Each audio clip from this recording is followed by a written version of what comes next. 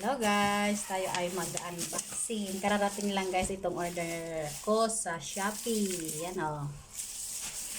Ito ay isang helmet ng bata. Kasi yung helmet nitong dalawa kong anak ay nasira yung salamin. Kaya nagbili. Ang price nito guys ay yung regular price niya ay 1,400. Okay lang.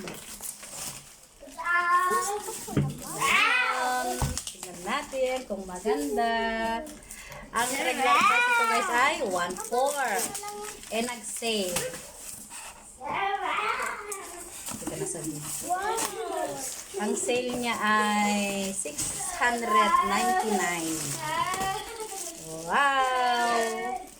Spider-Man. Yan guys, ang ganda oh. Gumamit yung asawa ko ng voucher. Kaya naging 549 na lang. Yung, wait lang Jab. Yung luma nila guys ay ano kasi na basag yung dito niya oh. Kaya siyempre pag hapon na maraming insekto. O kaya may alikabok, walang harang kaya nagbili kami ng bago. Ngayon ay tag-isa na yung dalawang bulugis kung makukulit. Ganda guys, oh. Ito yung lalaki. Suot mo nga Jab. Kasi pag nag-school ito guys na medyo malilate na, nagmumotor na para mabilis. Motor na lang para hindi siya malate. Oh. Oh. Ang ganda na, guwapo. Wait lang na tatanggalin natin. Tanggalin natin yung salamin. Ay, yung kwan.